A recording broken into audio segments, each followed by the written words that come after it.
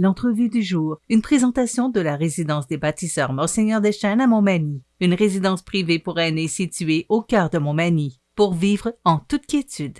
La résidence des bâtisseurs Monseigneur Deschênes à Montmagny, une résidence privée pour aînés située au cœur de Montmagny. Personnel compétent, service 24 heures sur 24, infirmière, entrée sécuritaire contrôlée et plus encore. La résidence des bâtisseurs Monseigneur Deschênes pour vivre en toute quiétude.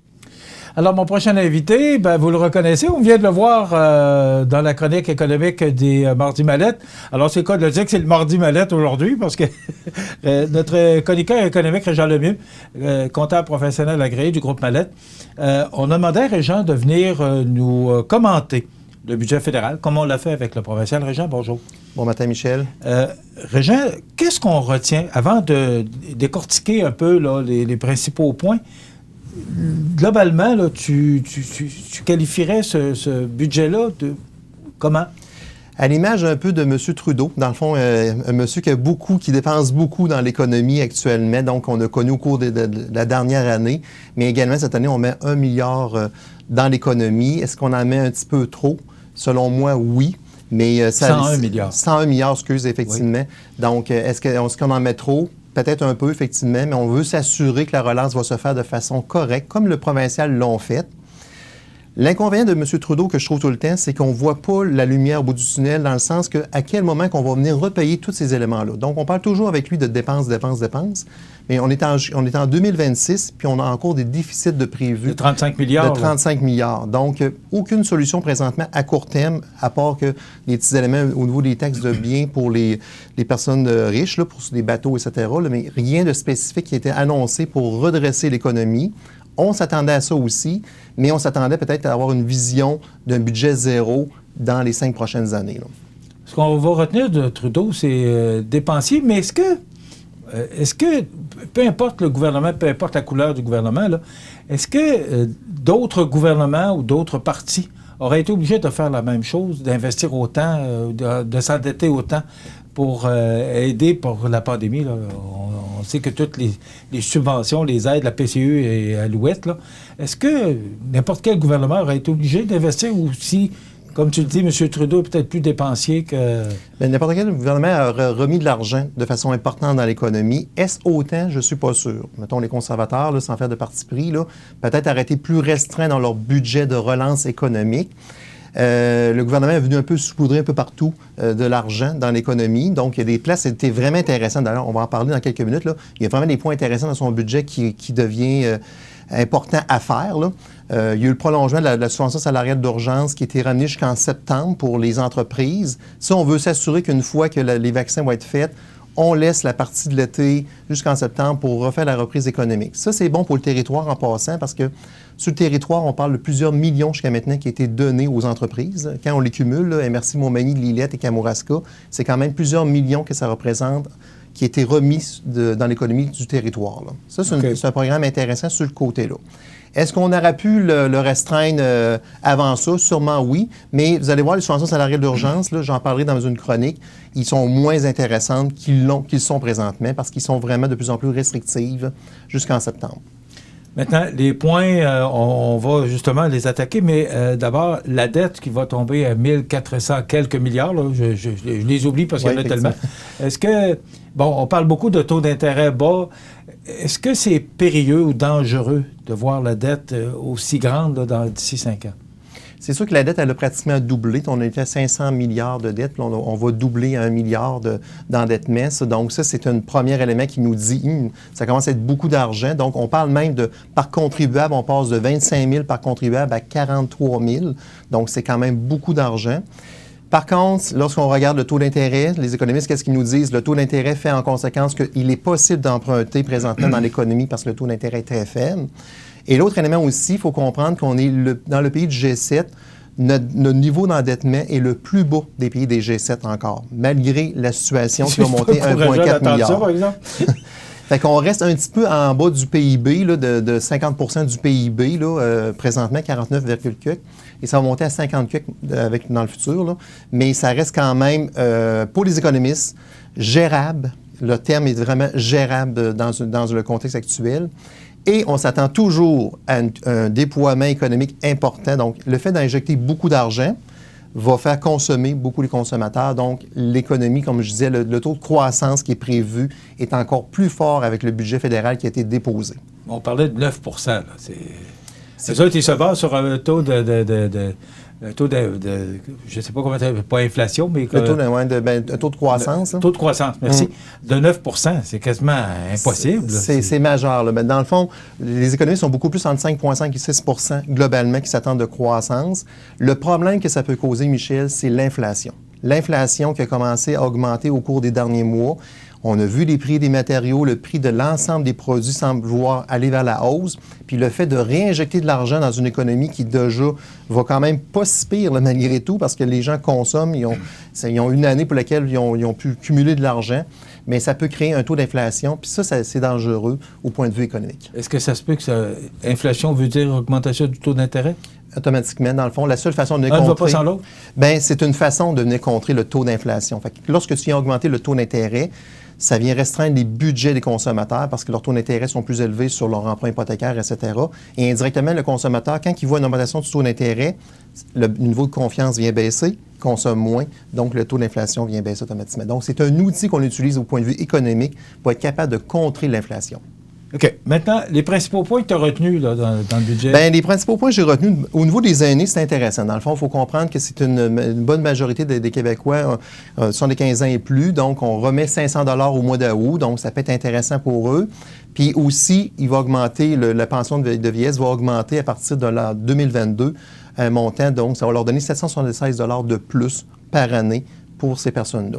L'inconvénient par rapport à ça, c'est que nous, qu'est-ce qu'on s'aperçoit? C'est que les gens, leur niveau de budget, lorsqu'ils n'ont pas cumulé des REER, c'est plutôt rendu à 65 ans qui ont besoin d'avoir plus d'argent qu'à 75 ans. Peut-être on aurait voulu que ce montant-là aurait été ramené à 65 ans pour couvrir l'ensemble, pour s'assurer que ces gens-là qui ont des soubresauts dans leur budget à partir de 65 ans, ça les aurait couverts. Ça, c'était un élément qui a été mentionné par rapport à ça. Mais c'est un bon élément pour lequel ils ont été investis.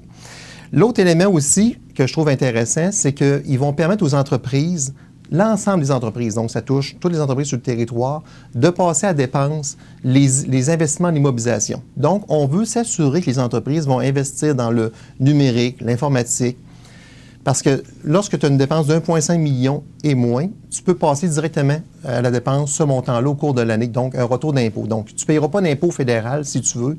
Quelqu'un qui décide d'investir beaucoup dans son entreprise va éviter les impôts fédéraux. Ça, c'est bon pour le territoire, puis c'est bon pour une relance économique au point de vue même commercial aussi, parce que les commerçants peuvent décider de modifier un peu leur magasin, s'adapter par rapport à ça. Donc, ça, je trouve ça intéressant. On ne touche pas seulement le manufacturier, mais l'ensemble des commerçants. L'autre élément aussi qui est intéressant, c'est le système de garderie que nous, on connaît déjà, parce que dans le fond, vous avez vu que dans le fond, les garderies, ils veulent le ramener à 10 $ par jour. Pour nous, c'est du déjà vu parce que ça a déjà été instauré.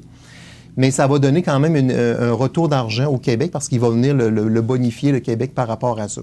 Ça, je trouve ça intéressant en passant, Michel, les systèmes de garderie, parce que ça a vraiment permis aux femmes, entre autres les femmes de 25 à 55 ans, de retourner dans le marché du travail plus facilement. Puis c'est bon pour l'économie aussi, le fait que les gens peuvent retourner dans le marché du travail. Surtout avec la pénurie de main-d'œuvre, donc ça aide à combler des besoins au niveau de la main-d'œuvre. Effectivement.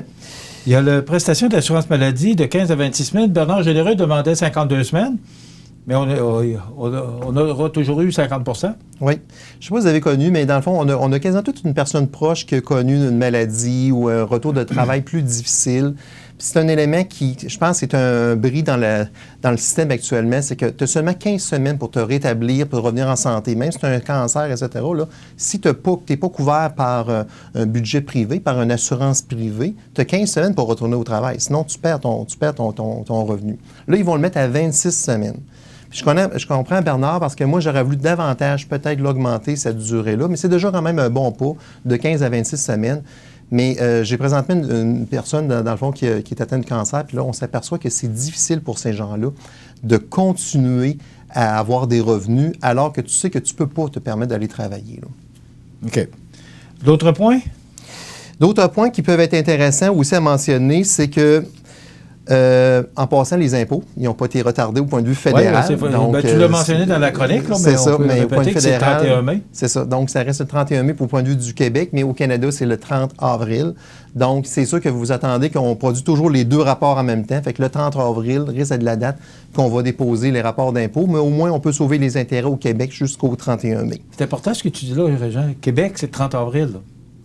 Oui, Québec, c'est le 30 avril. Alors, celui du Québec, c'est le 30 avril. C'est seulement le fédéral qui est au 31 mai. Non, c'est le contraire. C'est Québec. Québec était prolongé d'un mois et le fédéral, il n'y a pas eu de prolongement qui était annoncé. OK. Oui, c'est le contraire, tout simplement. Oui, excuse-moi. Oui, c'est simplement ça va bien. Moi, j'essaie de démêler les gens. Je suis moi-même mêlé. OK. Alors. Il n'y a pas de problème. L'autre élément, Michel, que j'ai trouvé intéressant dans le budget, c'est le plan vert, le plan de relance vert de 17 milliards. Donc, on sait que c'est très winner de parler de côté vert au point de vue des élections. D'ailleurs, il y a beaucoup d'éléments qui sont reliés aux élections là-dedans que j'ai trouvé dans le budget. Mais l'élément qui peut être intéressant, c'est pour l'éco-responsabilité. Ils vont donner un budget, un prêt de 40 000 $ sans intérêt, une fameuse compte d'urgence canadien quasiment, là, aux contribuables qui décident de rénover leur maison au niveau des fenêtres, la toiture, l'isolation. Donc, c'est un 40 000 qui va être disponible pour les familles sans intérêt pour être capable de revoir leur éco-responsabilité de leur maison. Donc, ça, c'est quelque chose d'intéressant que j'ai trouvé dans le budget.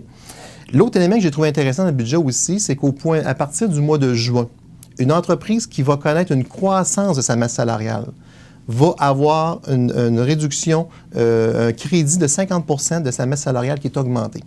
Ça, dans le fond, qu'est-ce que ça veut dire? C'est qu'on veut permettre aux entreprises soit d'augmenter un peu les salaires, mais aussi d'ajouter des emplois. Donc, tous les emplois qui vont être ajoutés à partir de juin, pendant les 4 prochains mois, les entreprises vont recevoir un retour de ce montant-là, l'équivalent de 50 % des nouveaux emplois qui ont été créés. Ouais. Ça, c'est vraiment intéressant pour une entreprise qui a présentement une croissance, là.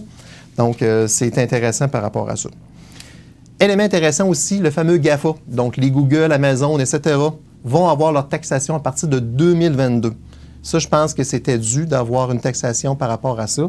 Puis les GAMA, ça va donner 3 milliards sur 5 ans, ça va rapporter. Donc, c'était un commerce qui n'était pas taxé du tout. Donc, ça, c'est vraiment intéressant qu'on décide de s'attaquer à ces éléments-là. Ça a été long, mais enfin ça aboutit. Enfin, ça aboutit. Et pour les personnes un peu plus riches, on a lancé un premier pas en leur disant, mais dorénavant, si vous achetez des autos de luxe de 100 000 et plus, des bateaux de 250 000 ou des avions, donc on parle vraiment d'un marché très restreint. On ne va pas chercher des millions avec ça. Là. Non, bien, on parle de 600... On parle de 3 milliards sur 5 ans? Non, on parle plus de 600 millions qui ça va rapporter, ouais. C'est okay. Pour l'instant, parce que ça ne touche pas tellement de personnes là, qui ont ce genre d'éléments-là. 600 millions sur une année ou... Sur 3 ans. Sur 3 ans? Oui, sur 3 ans. OK. Qu'est-ce que tu penses de la taxe sur le tabac? Bien, la taxe sur le tabac, là, dans le fond, c'est dans les maladies qui pourraient être évitables, si on peut appeler ça de même, là, le tabac, c'est la principale cause de mortalité au Canada. Fait que pour moi, c'est une bonne affaire de décider qu'on le met, la taxe sur le tabac. Il faut vraiment sensibiliser les gens. Là, on est rendu avec le vapotage qui va être maintenant aussi taxé. Autre élément intéressant, parce que le vapotage peut créer aussi des effets négatifs pour la santé, autant que le tabac. Donc, c'est des éléments intéressants qui ont été mis. Donc, ce qu'on retient en conclusion? En conclusion, c'est un budget pour une relance économique. Oui, on s'attendait à un déficit de 354 milliards qui est annoncé, qu'on vient de le réaliser. Un déficit pour l'an prochain de 150 milliards. Mais le tout, c'est pour aider à repartir l'économie. Puis l'avantage, c'est que les gens demeurent positifs par rapport à ce budget-là. La plupart des gens ont été satisfaits. Même la Fédération des entreprises indépendantes du Québec a été satisfaite de ce budget-là. C'est sûr que l'opposition donne toujours ses points en lien à ça, ce qui est normal. Mais tout compte fait, on est endetté, mais l'économie va bien aller au moins. Et pas de retour déficit zéro. Déficit zéro avant 5 ans. C'est ça. Alors, je vous rappelle que vous pouvez faire votre rapport d'impôt pour le 31 mai au provincial. Et au fédéral, ça demeure le 30 avril. Alors voilà, j'avais juste une précision. Ça m'arrive des journées comme ça. Jean, merci beaucoup. C'est très intéressant. Donc, pour la région, il y a quand même des bons points à retenir. Pour surtout les entreprises et les personnes âgées. Et inciter les entreprises à se robotiser, je pense que c'est intéressant, oui. Merci beaucoup. Régent Lemieux, qui est comptable professionnel agréé du groupe Mallette. Merci, Régent. On s'arrête dans quelques instants. Les grands titres avec José. L'entrevue du jour, une présentation de la résidence des bâtisseurs Monseigneur Deschênes à Montmagny, une résidence privée pour aînés située au cœur de Montmagny, pour vivre en toute quiétude.